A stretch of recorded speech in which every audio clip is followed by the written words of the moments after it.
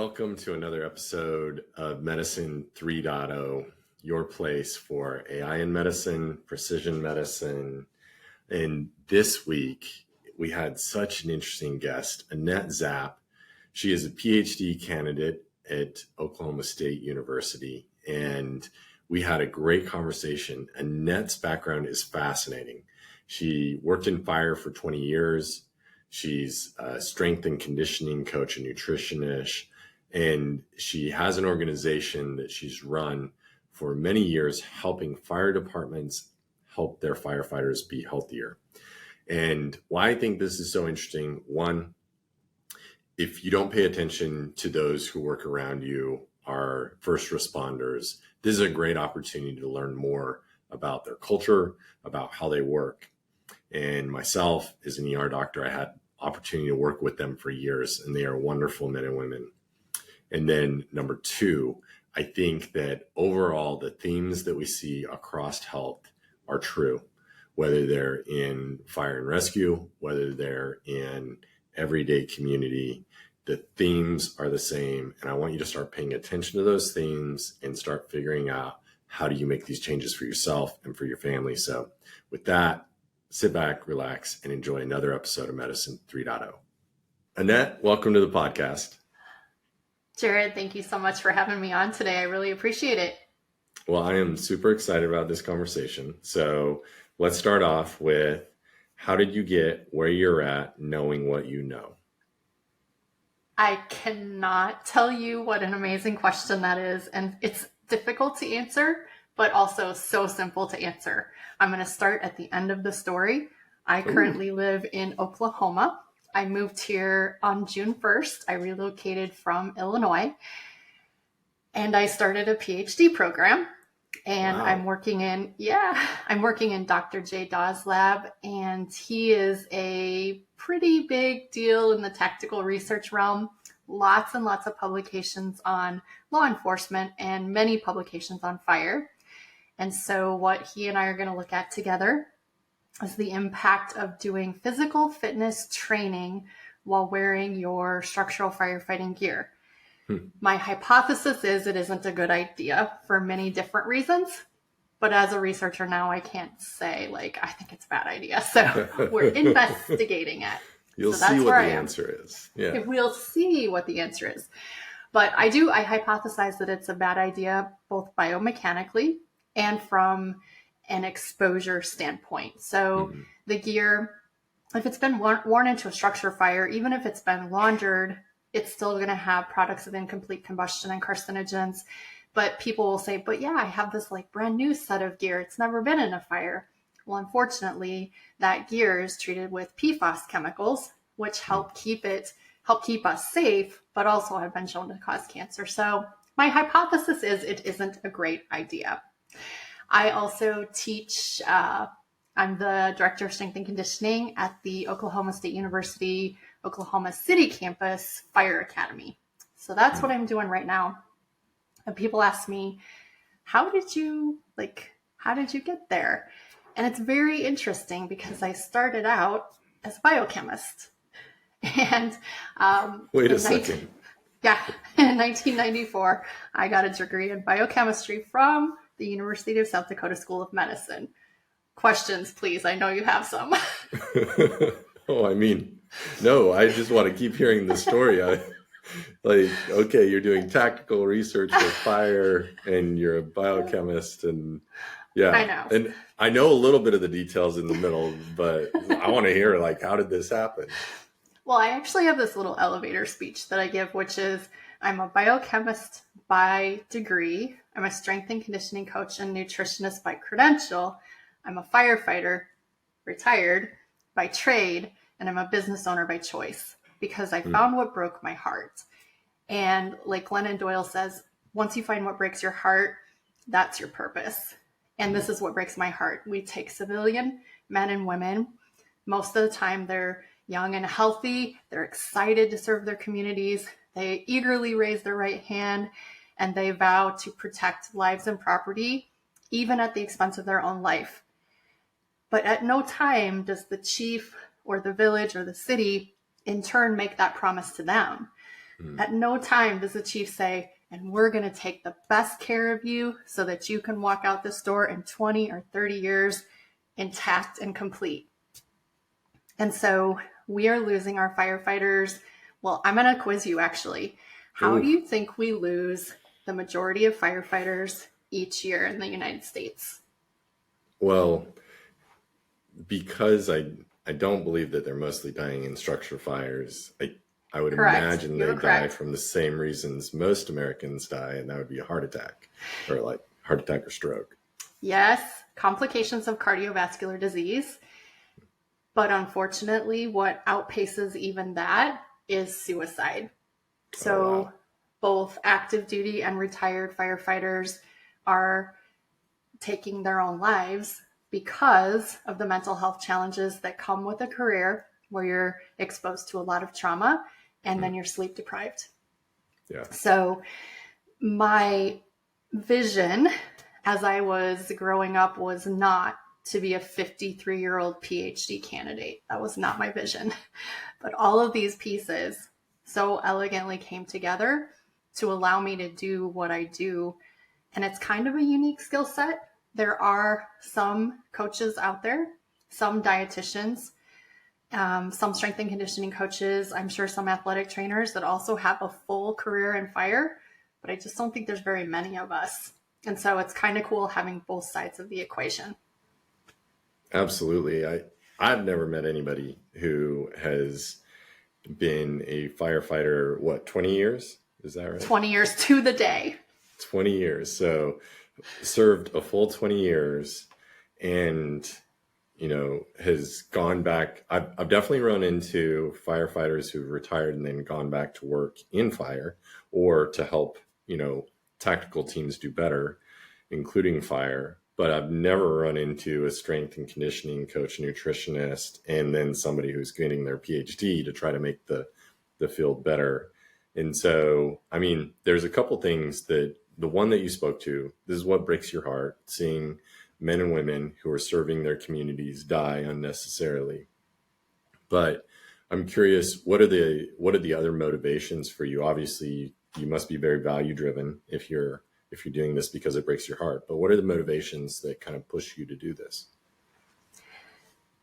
I never realized, so it's a little bit selfish, but it's not self-serving because it's not going to help me. I never realized how much of a challenge the fire service would be.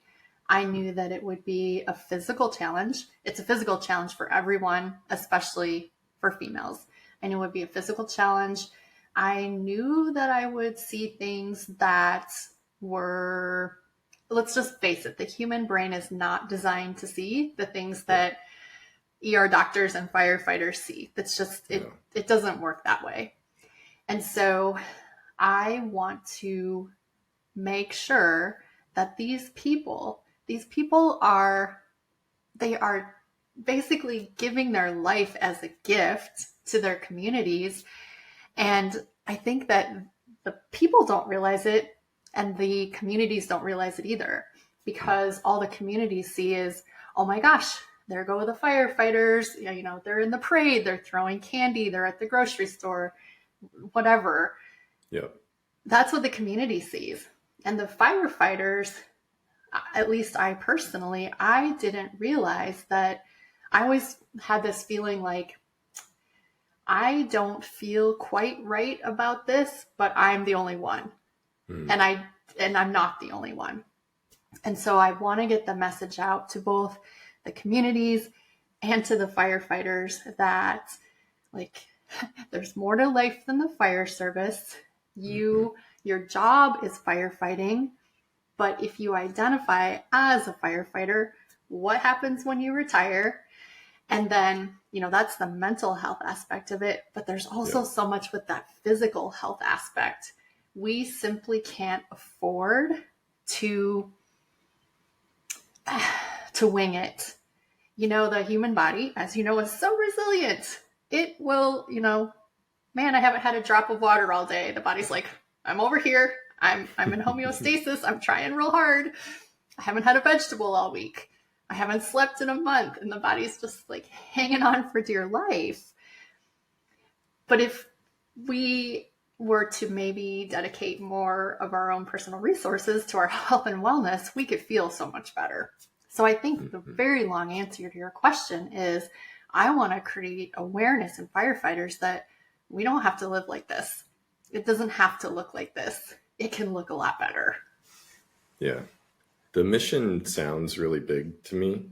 Like I know. and almost I would ask, is there a place that you're more focused? Because if I were to say, okay, you're going to fix mental health and you're going to fix physical health, like that seems like too much. And so what do you focus on? How do you try to focus?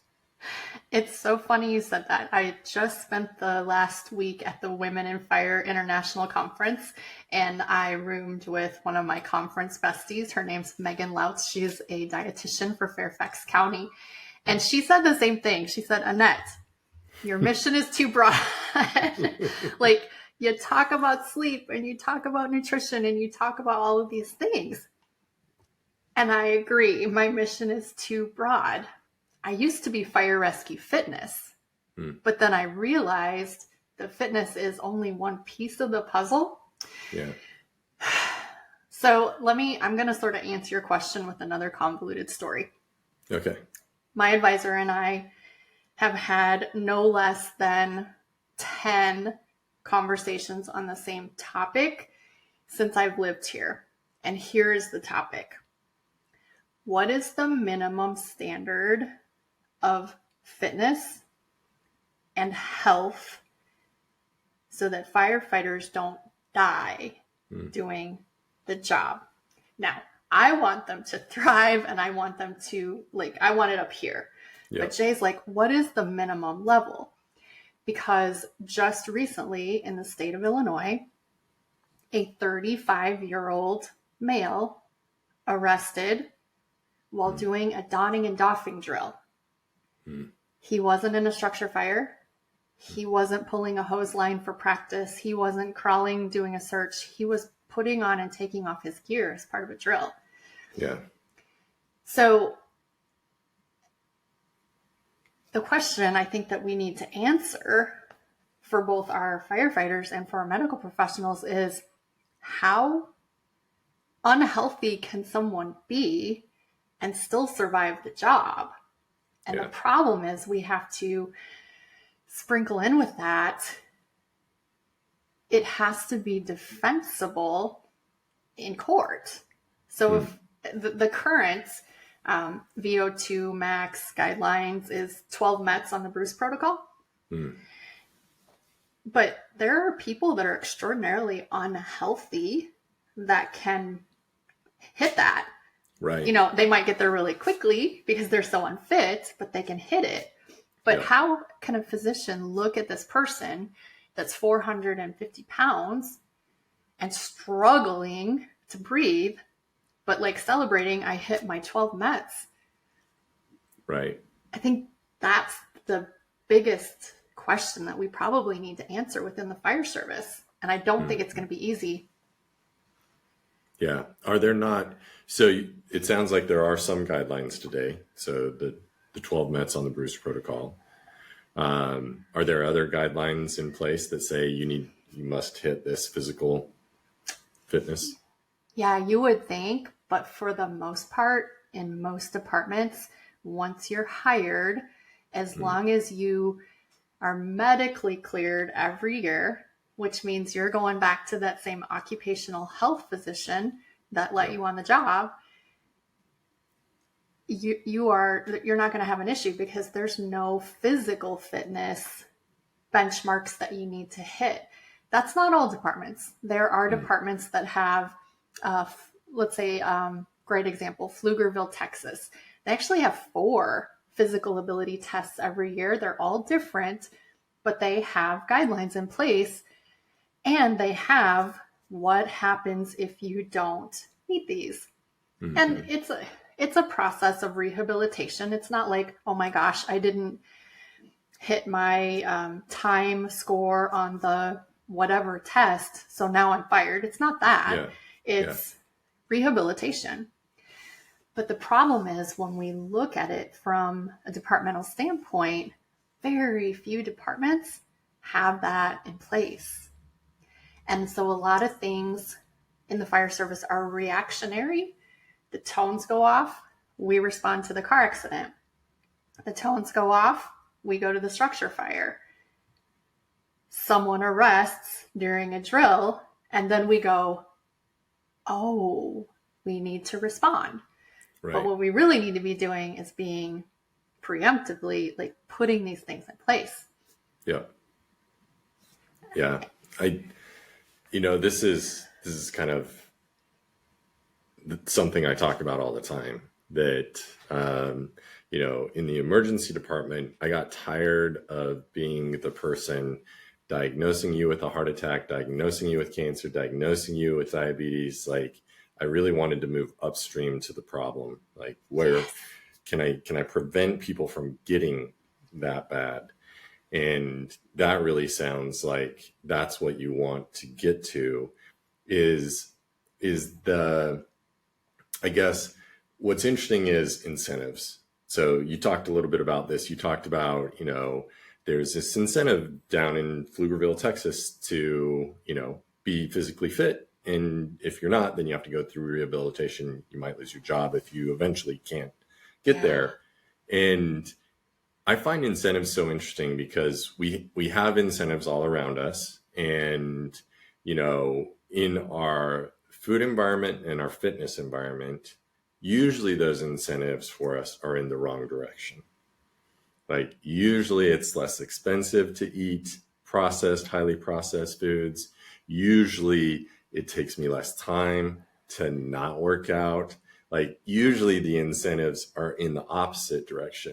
So how do you think about, both at the personal level and the fire department level, how do you incentivize the fire department and the firefighter that these are the right things you should be focusing on?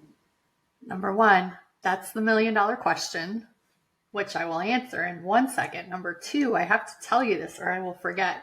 Dr. Jill Joyce, who works with us at OSU in the Tactical Fitness and Nutrition Lab, talks about food environments, and she does research on food environments. So interesting. So if you are looking for more tactical guests, Dr. Jill Joyce, I can put you in contact with her. But I think first you said a word I really liked, which is upstream. That's the first thing. The second thing is what I unfortunately see so many times is I will have a conversation with an individual every 6 months at, say, a department where there are no rules and regulations regarding fitness. It's all voluntary. I will have a conversation with them every 6 months about my concerns, about some simple steps we can make to get started. And time again, that person doesn't do anything until they have a scare. Yeah. Until they have, like, I don't know, rapid heart rate while at a drill or whatever. They pass out.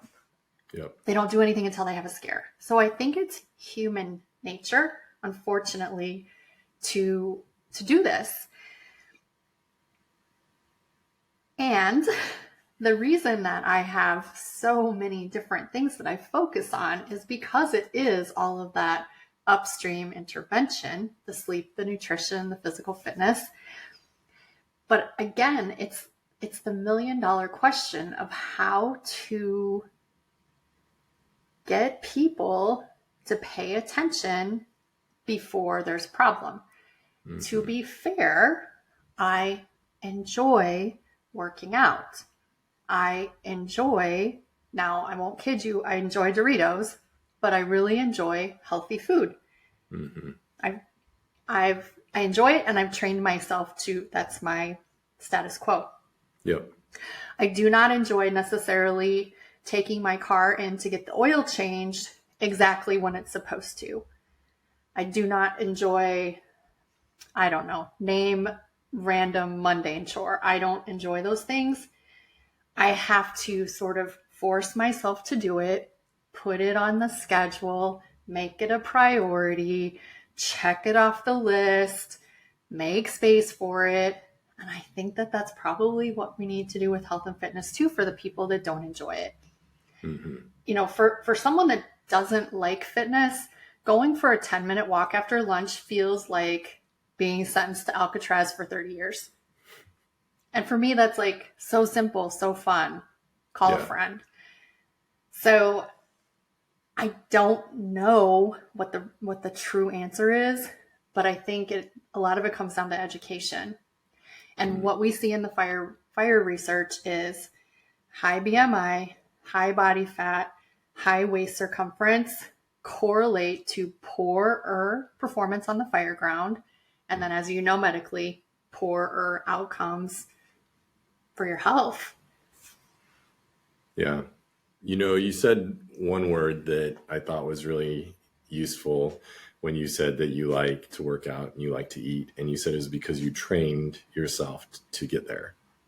Yeah. And that training process is easier and harder for different people. But I think it's important for everybody to realize, like, you usually don't, like, you're not born wanting to work out. You're not born wanting to eat healthy. Just like most people aren't born to squat 250 pounds and bench press 200 pounds. Like, you have to train if you are going to build up the muscles for whatever it is, whether those are physical muscles or the muscles to make healthy choices on food or the muscles to go on a 10-minute walk. And after a while, it gets easy. Like for you, for myself, like a 10-minute walk after lunch, like that's actually super enjoyable. Like I want to go do that. And so expanding that comfort zone and helping people realize that they don't have to go from A to Z in one step, that they get to go incrementally along.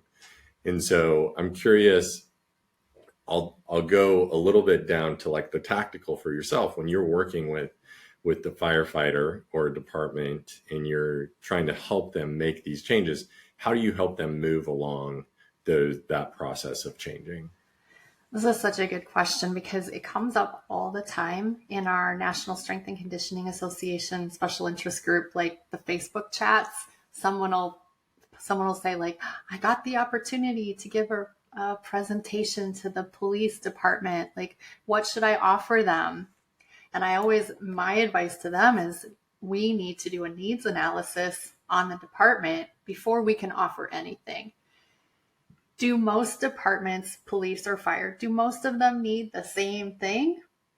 They do, but we need to do a needs analysis. We need to talk to the people.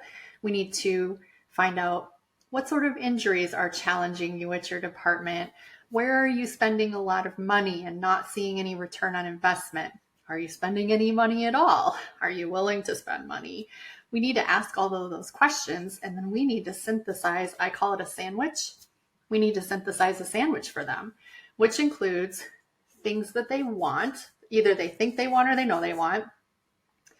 The middle of the sandwich is the stuff I know they need, whether they said that or not. And then the top of the sandwich is more of that stuff they think or know that they want. And then we can present it to them in a way that's palatable. But if you don't do that needs analysis and you just come flying in like firefighters are overweight and obese, firefighters have cardiovascular disease, therefore X, Y, and Z, here's what we're going to do, that might not work for that department at all. Mm. You might have just created a solution to problems they don't have, or a solution that's impossible for them to implement. But having said all that, I've done a lot of needs analysis, and most of the time the departments need this. They need education on sleep. People don't understand the value of sleep. They think it's just this passive process. I lay down and then I get up. Well, there's a lot more to it, and 4 hours isn't cutting it, Charlie. So they need education on sleep. Firefighters in particular are very receptive to education on nutrition. And what they're even more receptive to is that food environment that Dr. Joyce studies. And so just simply having healthier choices visible for them out in front of them. And yeah, they can still have the donuts. They can still have the brownies. They need to be behind the cabinet cover. They do a lot better on their eating when it's simply presented to them. And then, yes, firefighters need to do physical fitness. And many of the challenges at fire stations are we don't have anything. We don't have any equipment. We don't have any space. We don't have anybody to teach us what to do. Well, equipment is interesting because there are many things at the firehouse that we can use as equipment. Buckets full of sand, old retired fire hose, retired fire hose tied to a rope to pull hand over hand, rescue dummies. Almost every firehouse has a rescue dummy. A lot of firehouses have a stairwell in the back, a hose tower, they call it. So right there's the equipment that we need, even if they're saying we don't have space. And then regarding we don't know what to do, our lab is working on it. Our lab is working on putting out some free resources for fire departments that they can just download. And it's kind of like choose your own adventure, picking out a training session for the day. Is it optimal? It's probably not optimal, but it's better than going to a random YouTube video and hurting yourself. Mm-hmm. You passed the test. The first test with knowing if somebody is expert is, do they ask more questions? Yeah. And better questions. Well, exactly. Because like, if I say, how do you help somebody change? And you just say, well, what I do is I tell them to do X, Y, Z, and you pass the test. You said, no, I actually need to understand where are the deficiencies to be able to fix the deficiencies. And I think it's interesting, you went through what are the typical things that most places might need. Sleep is such an interesting one, especially, yourself, myself, we have lived with very interesting sleep patterns over our lifetime. It's actually one of the things that drove me from the emergency department more than like the trauma of experiencing life and death and pain and suffering. That still, yes, haunts me. And that I'd say is kind of a longer term kind of thing I deal with. But the short term like detriment that I could feel all the time was my sleep. And I was just exhausted always. And like my kids laugh about going to the movies with me because I never went to a movie and didn't fall asleep. Like, they're like, why do you pay to come with us? And I'm like, well, I want to be with you and sleep, I guess. Well, and I think that it's a good take-home message for just in general. I think it's a book called Motivational Interviewing for Nutrition Counseling or something like that.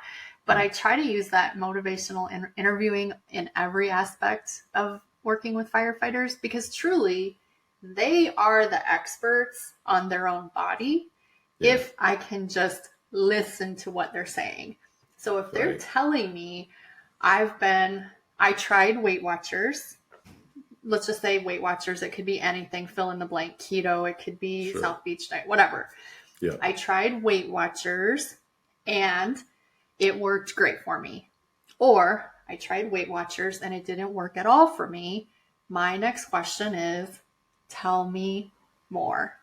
Because, and I say that 100 times, tell me more, because I learn everything I need to know about that person and how to help them by letting them be their own expert. I'm not the expert. I'm just the guide. I have the guidebook. Well, you are the expert, but you're just going to let them guide you. I mean, obviously a ton of expertise and building more expertise right now. So obviously you must be very passionate about your study that you're starting. Yes.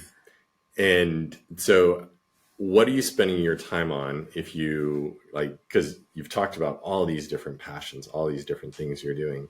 Like if you cut your time into a pie, how much time are you spending on that versus kind of your clinical practice of helping fire departments? So right now, since I uprooted from Illinois and moved to Oklahoma, I'm not working directly with any departments other than, and it's not even a department, but the Oklahoma State University OKC Fire Academy. So I'm working directly with them. So zero pieces of the pie right now with any departments directly, other than some educational, traveling and doing some education. I'm also, I would say 50% of my time is teaching and research. And I'm just today kind of hopefully putting the bow on my first survey, because we're trying to figure out, we know firefighters are working out in gear because we see it on Instagram. But what we want to know is how many of them, why they're doing it. We want to know all that little minutia before we get started. So I'd say 50% on that. And then maybe 30% on all of my podcasting and my writing. I'm writing a book chapter right now. Awesome. Not awesome. not awesome. Very scary. So writing and things like that. And then the final 20%, I guess that's my me time. Your personal time. Yeah. That's sleep. Hopefully more than 20% sleep. But I think that go ahead. Go ahead. No, go ahead. I think it's worth noting that firefighters, it takes a special type of person to say, sure thing, I'm going to walk into that 1,000-degree oven where I can't see what's going on and try to find your dog. That takes a special kind of person. And I think that we need to recognize that a lot of times they're pouring and pouring and pouring and pouring out of that cup, and they're not refilling it. And they don't even know they need to refill it. They have no idea. Yeah. Yeah. Like I said, I love your mission. It's so broad, but I feel like really pretty much every community needs this kind of focus, and you've got your community and you're digging in with your community. I think that's beautiful. It's really interesting to think about the firefighters like exercising in their gear. I mean, I can see how it makes logical sense. Like, you play how you practice. So why don't you practice in your gear? But and you said like you see it on Instagram and you know that it's happening, but do you think it is happening broadly across departments? Like, what's your gut? What are you going to find on that survey? I think it's happening more than we would want it to happen.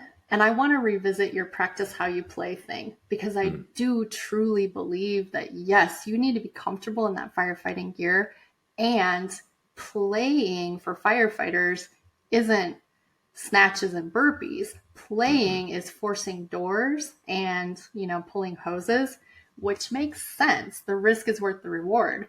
So if you back it up to football, when they're in the gym, they're not wearing their helmet or their pads. Yeah. But when they're scrimmaging, they are, because they're actually playing.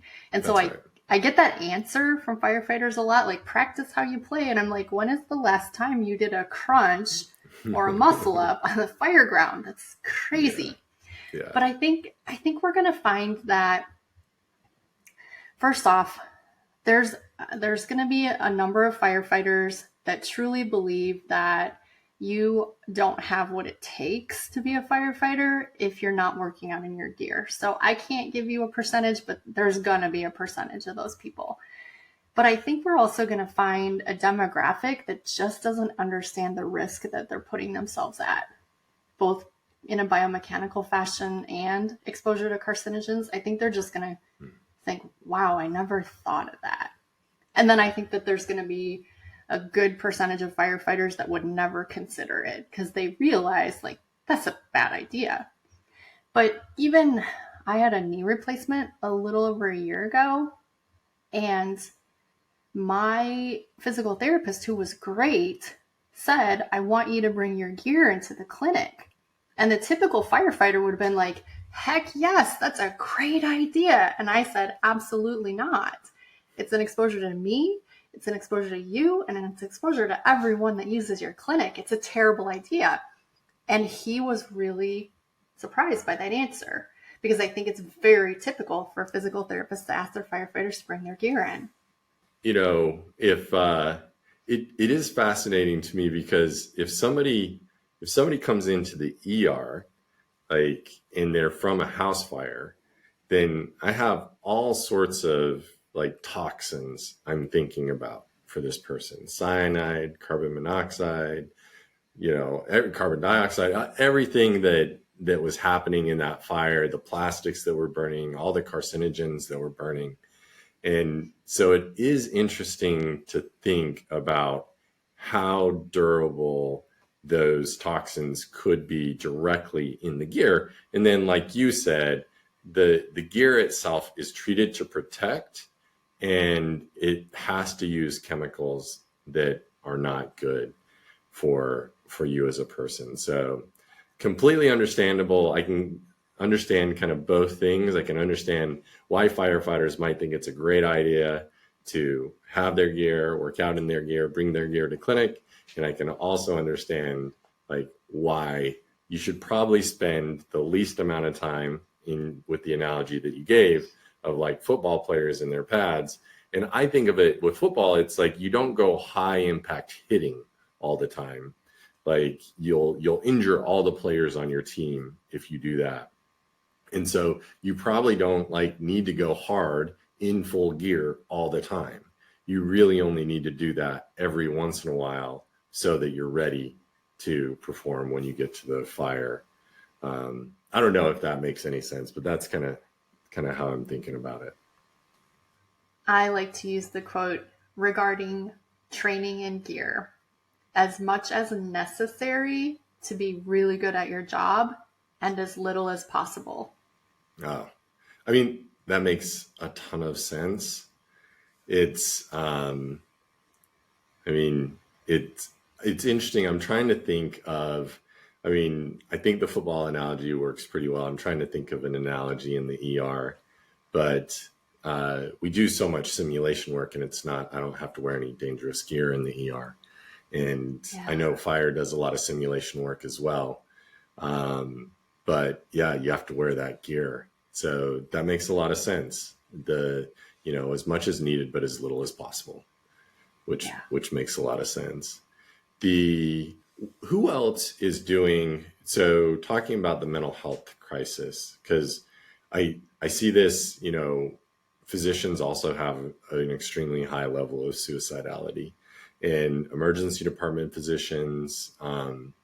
And I see this in high stress places. You also see this, I think, in places where people lose purpose. And so where people, had a true purpose, a real purpose as a firefighter, they retire, then there is this loss of purpose. We see this with people coming out of the military, this loss of purpose, and then higher suicidality rates. Who is working on those problems in the field of fire? There are a lot of resources, up and coming resources.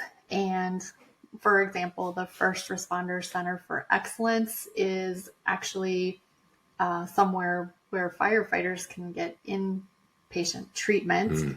There's Save a Warrior, which is kind of a camp in Ohio.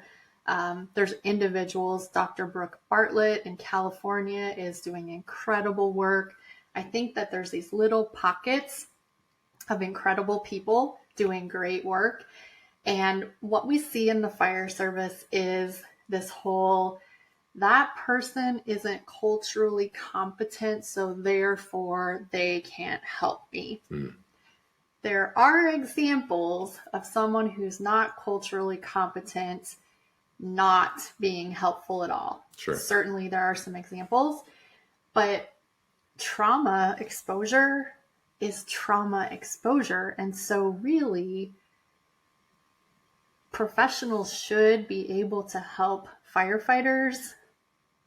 All of the professionals should. Yep. If you can find a professional that's culturally competent, I'm sure you're going to feel much more comfortable. But this whole, I'm not talking to them because they don't understand my job, that response is old and tired, and we need to get outside of that. And you also raised a point I want to go back to. You said that when we kind of like lose our sense of purpose, we become maybe greater chances of suicidal ideation. And I always go back to, remember after September 11th, when they had the rescue dogs on site, and they had to start hiding people for the rescue dogs to find because they were becoming so, I guess, sad. Despondent, despondent for not being able to be useful. And I think that we need to figure out a way for ourselves to get out of that funk as well, or to help each other get out of that funk. Because if we can recognize it in dogs, why aren't we recognizing it in humans? Are we so much better at hiding it? Maybe we are. I don't know. It's, the loneliness epidemic that we're just kind of experiencing across our society right now, and then putting on top of it this kind of loss of purpose, loss of direction. I see it. I honestly see it in myself. Like, if I'm not like anxiously engaged in something, then I start to like become a little bit more depressed and despondent, and like that is important for me. And I also, the research tells us that if you're in a tight-knit community and you have purpose, you're going to live a longer, healthier life. In fact, when you look at the blue zones in the world where people live the longest, it's probably community that is driving the most of that. And so it's interesting to think like, well, how do we solve this problem? How do we make community easier and longer lasting for people? And I think some of it will have to be fresh ideas, and some of it is probably finding the right resources that already exist. It's always interesting. I think it was in Michael Easter's book, The Comfort Crisis. He talked about our lifespan is longer than it's ever been, but our health span is shorter. And then he also said that we are more easily connected to other humans than we have ever been in history, yet we are more isolated and lonely. That's messed up. It is. It's sad, and it's difficult to unwind it for yourself personally. And it's difficult to figure out like, well, how do I help other people unwind it? Because I mean, if it's hard for myself to figure out, then how am I supposed to, know how to help others?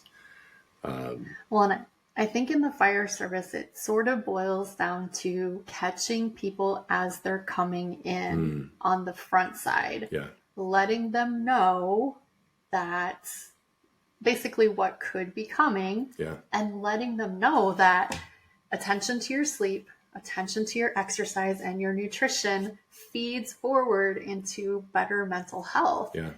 I think that we just wait for, we don't give them that information, and then we just wait for the outcome, and then we fix it. Right. Wouldn't it be great, like you said before, if we never had that outcome? Upstream is the way. That's right. And, the other great thing about catching them early is usually they're younger, and there's good view into this younger generation is more interested. This younger generation is more interested in health. They're interested in purpose. And so I think that's a wonderful time to catch them and help them to figure it out. And it's interesting. I find that they're more interested in health and wellness, but also they're less healthy, possibly because of, some schools took away gym, some schools so they're interested, but they're coming into our academies and into our fire service much less fit than in the previous decades. 25% body fat on a male candidate who is 22 years old is pretty average and also pretty high. Right. Yeah. I'm sure that, if you look back at like, say when World War II started, and like what about those 18 to 20-year-olds that were joining the armed forces back then? I'm sure their body fat was probably closer to like 10 to 15%. Yeah. So it's changed a lot. Well, and there's several researchers, Dan Bornstein being one of them, that has said lack of fitness is a national security risk. Yeah. And we hire from the same, they all come from the same pot. Police, fire, military, they all come from the same pot. Yeah. Yeah. So we need to go even further upstream. Yep. And start solving the problem. It's true. It's true. There are times when I get totally overwhelmed and I'm like, I can't reconstruct all of medicine and all of society and all of it gets so overwhelming when you start thinking about the problems. And that's why I think it's so important, to do what you do. You have your community. Right now you have your science, you're focused on that. You'll expand that. I think that's so important. Otherwise, it's almost, you're pushing against the boulder and you make no movement. And you really have to, eat that elephant a bite at a time. Well, and I want to be fair. There are some fire departments out there that are doing the most amazing work. Yeah. South Metro, which is south of Denver, incredible. They have a whole human performance team. They are taking such good care of their firefighters. Fairfax County is another one, Denver Fire. There's just these little pockets of places that are just doing great work. And we just need to figure out how to bring it to the whole country. Yeah, continue to expand it. That's awesome. Yes. Annette, where can people find more of you? If I know you're going to be stuck in a lab sending out papers, stuff like that. But in the meantime, where else can they find you? Well, pretty exciting. We have a creatine review, which is not my that's not my niche, but we have a creatine review coming out in Firefighter. So look for that coming out in Nutrients. But I'm pretty active on social media. I'm at Fire Rescue Wellness on Instagram. And then I also have a website, which is www.firerescuewellness.org. You will not find me at .com. .org, but also feel free to shoot me an email, which is just info@firerescuewellness.org. Love to hear from everybody. Awesome. Annette, hey, thank you for your work. And today, thank you for your time. Of course, it was such a pleasure, and I will look forward to ongoing conversations. For sure. Thanks. Thank you. Thank you for listening to another episode of Medicine 3.0. We make this podcast so that you know where to turn for good information on keeping you and your loved ones healthy. Feel free to check us out at bionichealth.com, where we can help you live a longer, happier life.